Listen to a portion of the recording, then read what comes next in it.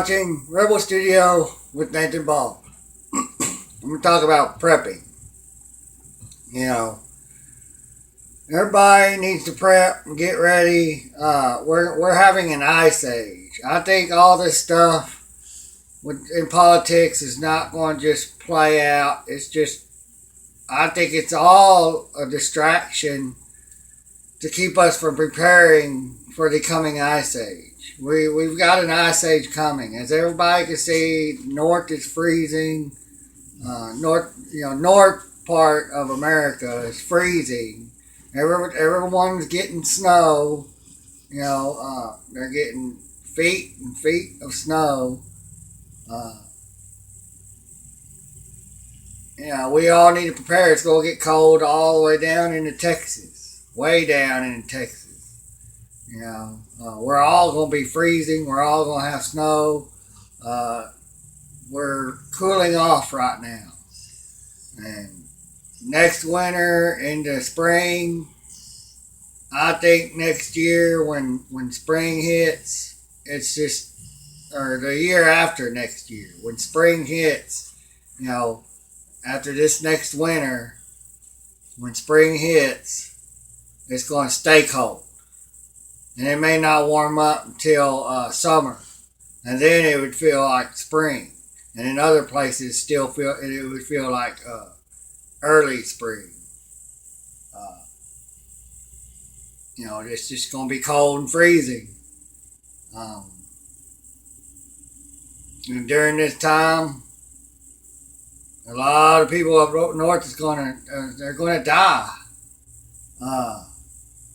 They're going to freeze to death. Their electric grid will shut down because they're all trying to stay warm, and their electric grid cannot handle, all the power everybody's sucking from it. They didn't make them big enough for when that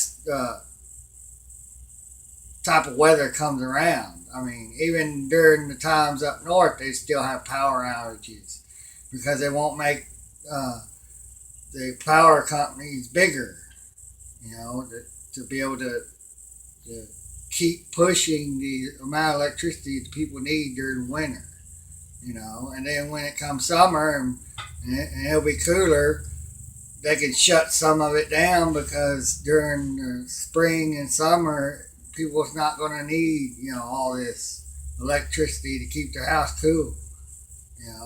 They're going to be using a lot less. But they don't care. They don't think about that. All they care about is money, how much money they can make, and force out of our pockets. But everybody needs to prepare. Prepping is preparing. Preparing for what could happen. It's a possibility. There's a possibility a lot of animals are going to die this year. A lot. Because it's going to be colder longer, there's going to be more snow everywhere, and there's going to be less food. And the animals are going to be dying off. We as Americans, period. You're born in America, you're an American citizen, you have the right to hunt without a license. You have a right to fish without a license. You need to stock up on meat and fish.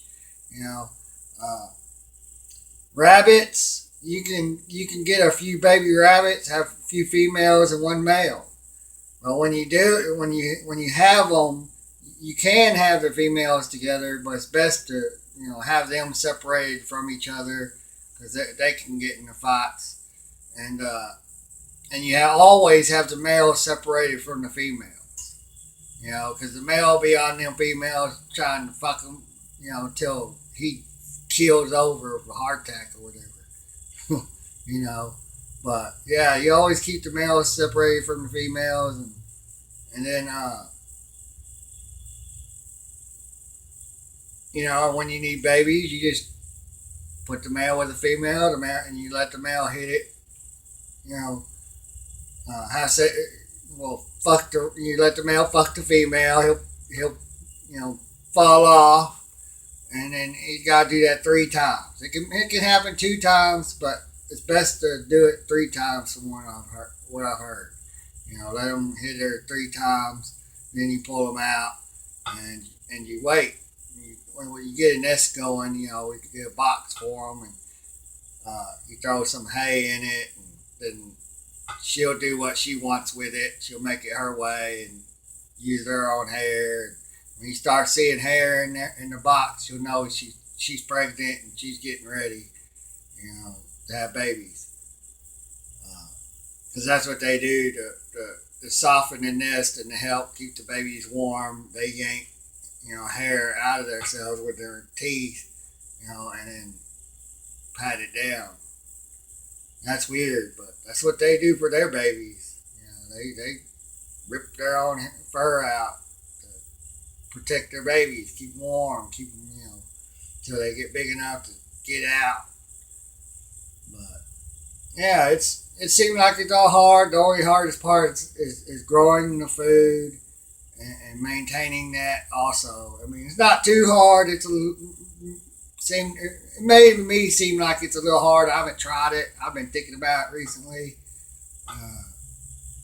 And chickens, you don't really have to do too much. If you can get a whole bunch of bugs, feed them bugs. Feed them your scraps. They can eat meat. They can eat vegetables. They can eat your cooked food. The only thing they really can't eat is bones. They can eat cornmeal. They can eat rocks. They can eat clam shells that's broken all up, small enough, because they have something in them that uses all that to grind the food with.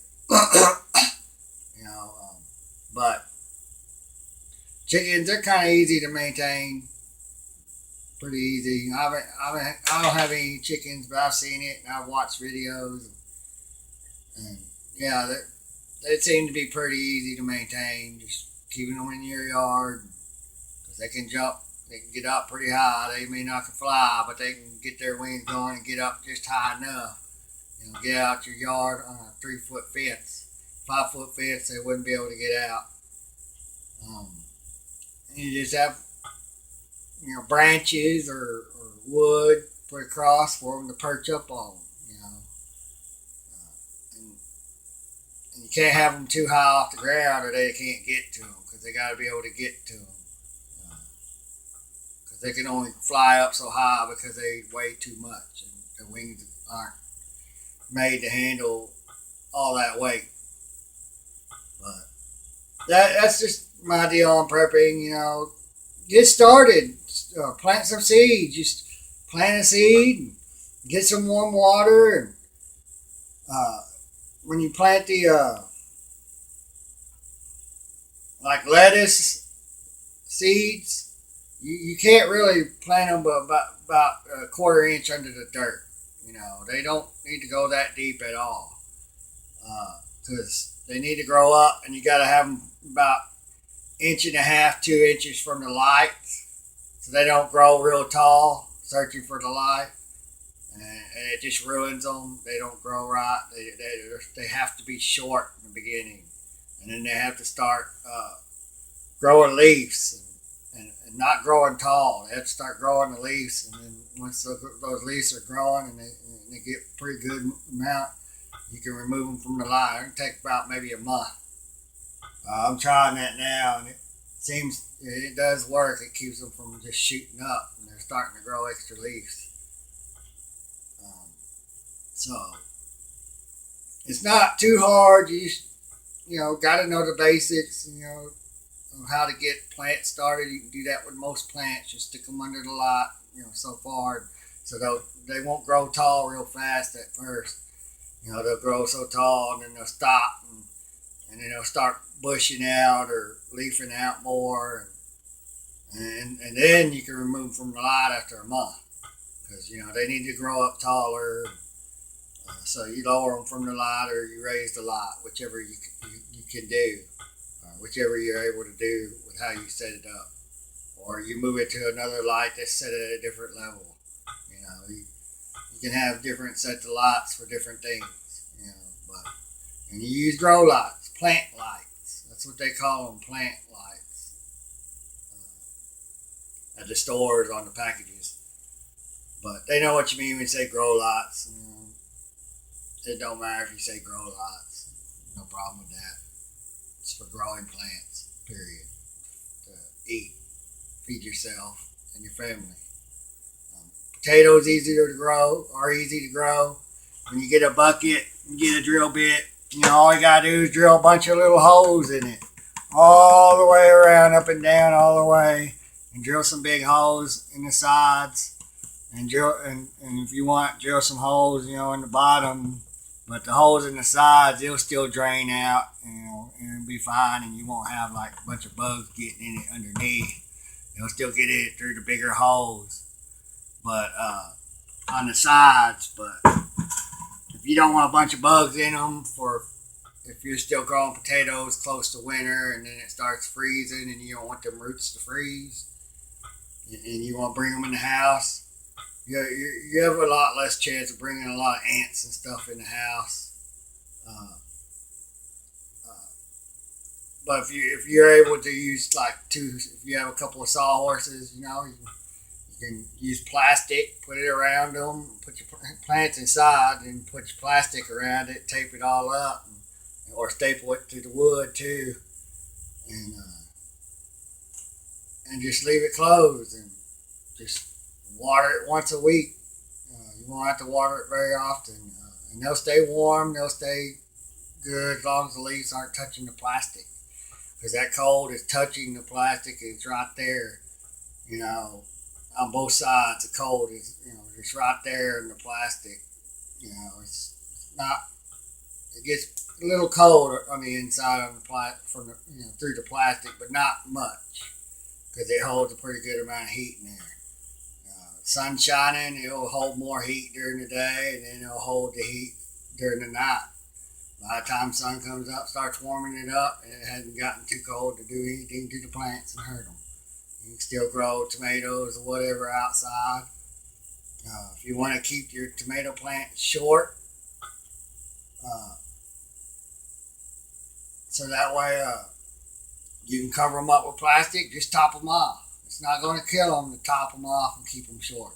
They'll stay still short, and they'll still produce a lot, and they'll do fine. Because tomato plants will do great.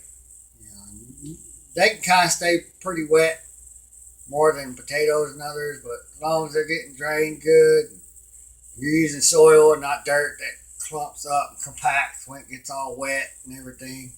You gotta have loose soil. And if you grow in 5-gallon buckets, you can do that in any planter that's big enough to grow potato plants in, because some potatoes grow real big and they gotta have the room on the sides of the bucket, where the plant comes out. And the plants are not gonna come out in the center when you grow potatoes. They're gonna come out close to the side of the bucket. They're gonna come, a little further. There may be one coming in the center or right near it.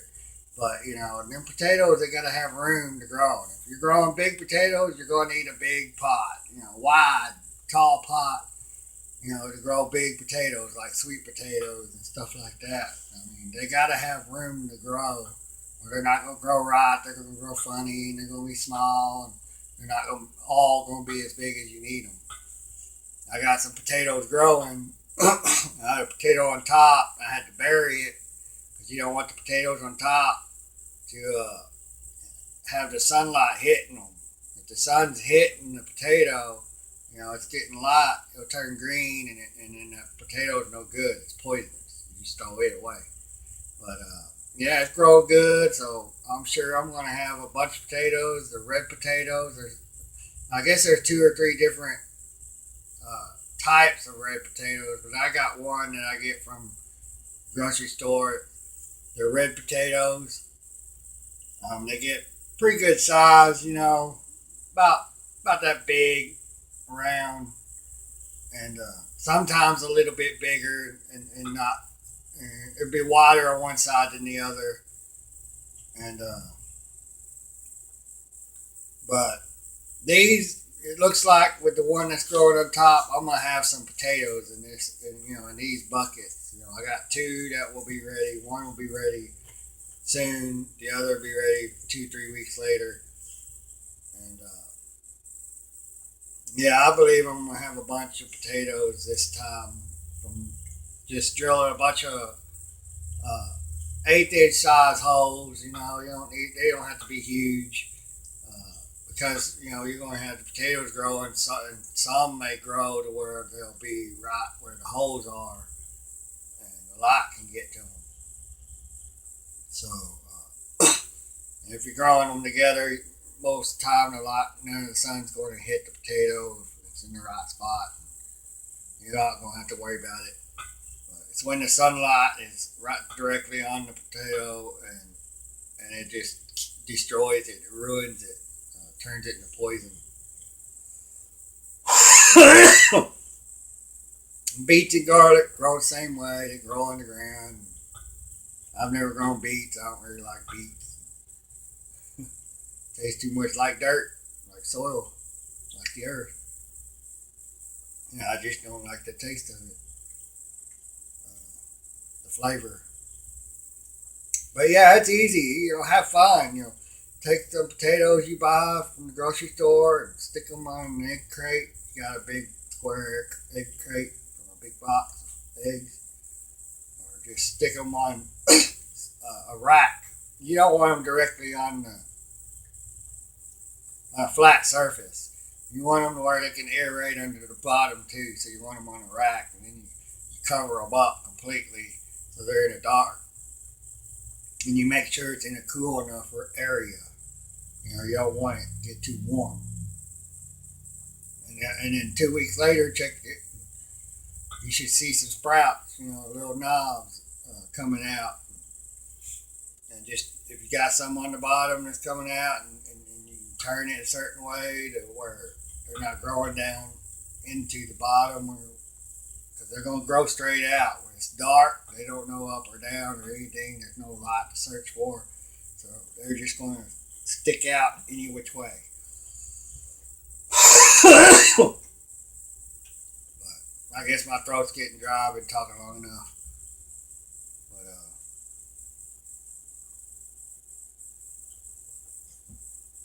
and you're eating healthier. When you're growing your own stuff, you're eating healthier. When you're shooting your own meat and fishing for your own fish, and you ain't buying it grocery, you're eating healthier. They're putting chemicals on everything to make it last longer on the shelf, or there's a lot of things we get up north of the South, and they got spray stuff on them, or pump meat and stuff through it to where they'll last and get to the South and be able to be put on the shelf and be on the shelf for a little longer.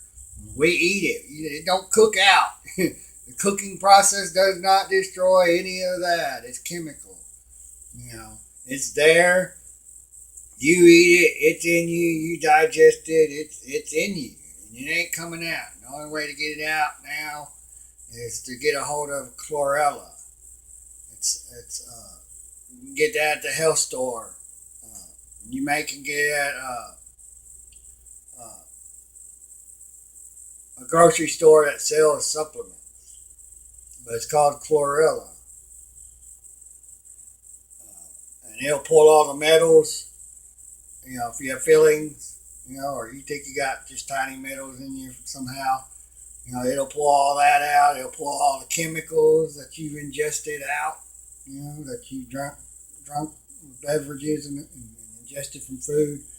It'll all come out, and you'll be great. You'll be fine.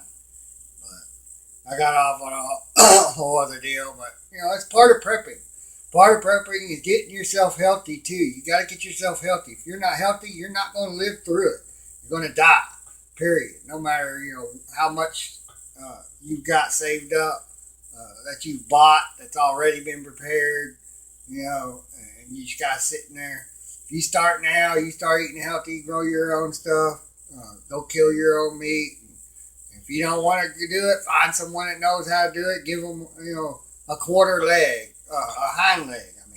Give them a back hind leg for it. It gets a decent amount of meat out of it for them, for the guy, or the woman, who did it.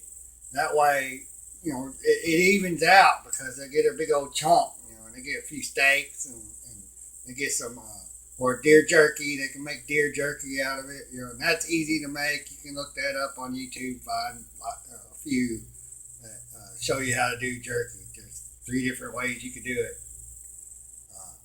Maybe 4. 3 or 4 different ways you can, on how to make jerky. They can do air dry where the fan blows on it and it just air dries. But this is Nathan Ball with Rebel Studio. You all take care.